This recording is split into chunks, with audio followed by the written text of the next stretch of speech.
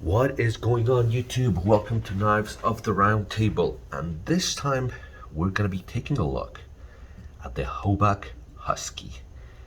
Now, if you've seen any of my other videos, you know that I generally stay, at the 3.5 inch mark.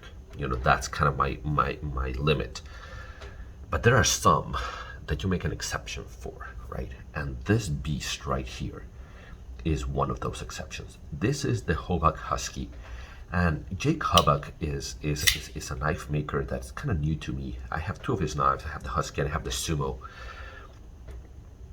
But when you read his description, he decided, I'm just gonna make everything a 1/4 inch. The scales I'm gonna make it a 1/4 inch. The blade I'm gonna make it a 1/4 inch. The back spacer, the frame side, the lock side, I'm gonna make it a 1/4 inch. So he did everything at a 1/4 inch, and that results in just a massive knife. We're talking a 1/4 inch of nitro V steel. Okay, this is a 3 3/4 inch blade. It is huge. I wear size L gloves, and I don't know if you can tell, but I got like a full inch of space back here. And this is a huge knife. I'll give you a size comparison here in a bit. So what you have here is a titanium frame lock, but it has the show side. It's just a full micarta side.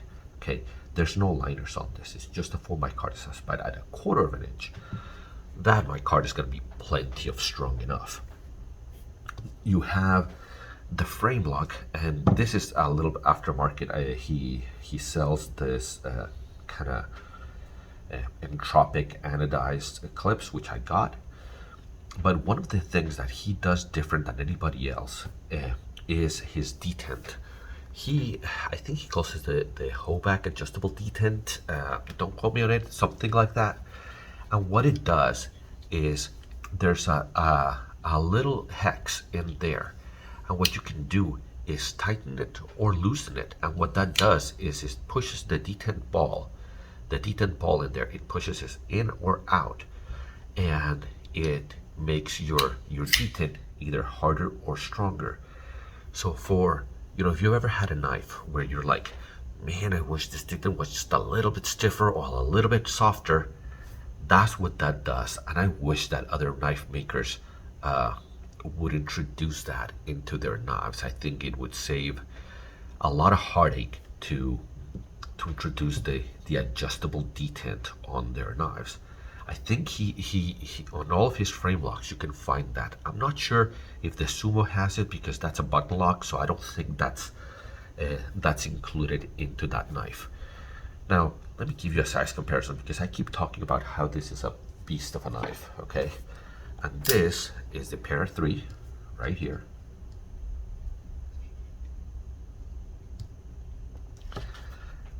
And this is the Para 2. So you can see it dwarfs the size of the Para 2. And where it's most noticeable is in this direction.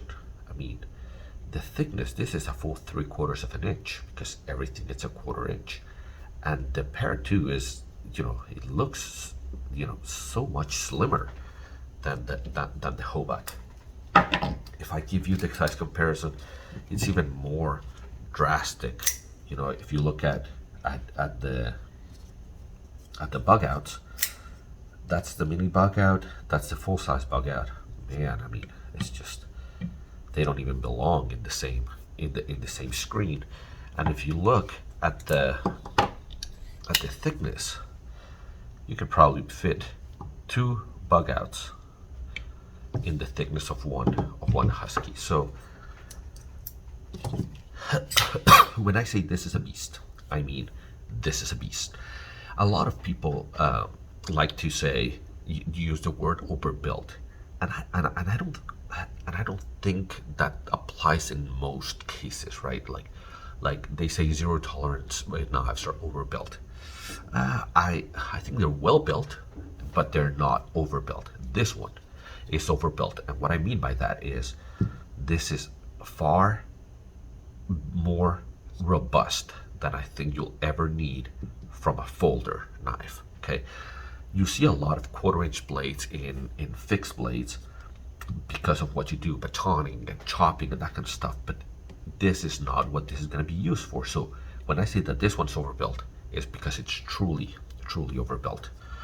Now, ergonomics, it's a little bit weird because it's so big.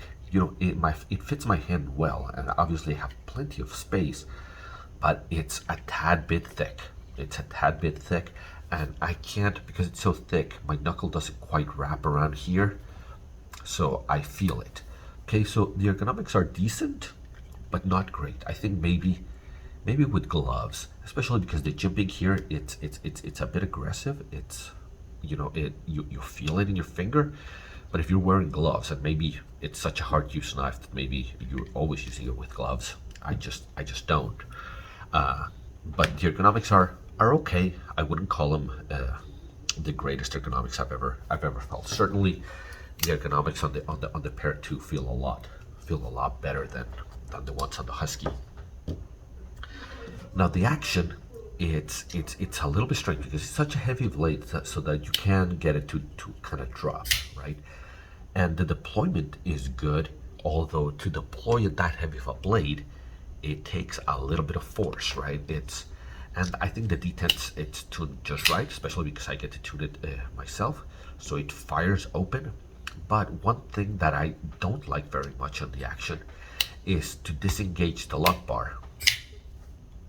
This is such a thick piece of titanium, and it's so big in there that it takes a lot of force pushing this way to disengage the lock bar. So I wish that this either was milled more, or there was a hole in there, something that would reduce the pressure of the lock bar. Not because the detent is wrong, I think that's fine, but because it takes so much force to disengage the lock bar. Now, fit and finish on the Hoback knives are excellent. I haven't found any, you know, it's the blade is perfectly centered, as you can see. It deploys perfectly. The lockup is really good. It has a lock bar insert in there. Not that you probably need it with this big a titanium lock, but I would call it a really good fit and finish. Now we get to the part where I'm gonna call it the airing of grievances. Okay, the portions of the knife that I don't like, and there's a couple here.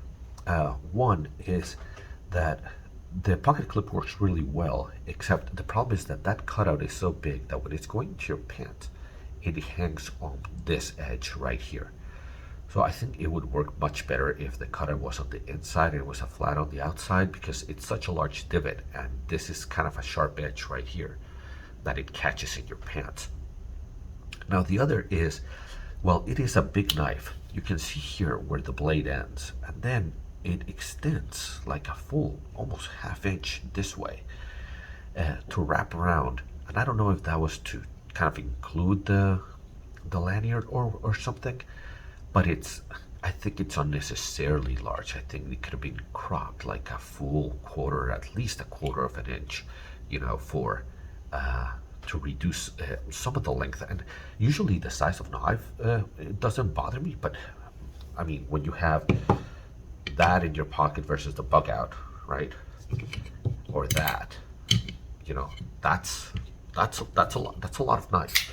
Even for somebody that doesn't mind a large knife in their pocket. And finally, he uses red Loctite on his pivot, and you know, he tells you how to do it on his website. There's videos that tell you, you know, heat it up and then you disengage it. But red Loctite is just something that I don't agree that it should ever be used. You know, put blue Loctite, that should be plenty. Yes, this one kicks a little harder because of the size of the blade, because of the momentum of the blade, but even then, I don't think red Loctite is the answer. Trying to and you know, it's like a T8, and so it's a small bit for having red Loctite. So these are not inexpensive, and I think I would get So the Sumo, I think it's a really good buy. I think it's a really good knife. And this one, I enjoy for having something different in my collection. Would I buy it again? Probably not, because it's an expensive paperweight. It's just huge, and it doesn't see a lot of pocket time, and mostly because of the size of the blade. It's just I find the 3 3/4 inch blades a little bit unwieldy. I can't use a 3 3/4 inch blade really well. So there you have it, guys. This is the review of the Hoback Husky. If you've enjoyed the video, if you think I've earned it, hit like, subscribe. Otherwise, I'll see you until the next one. Take care.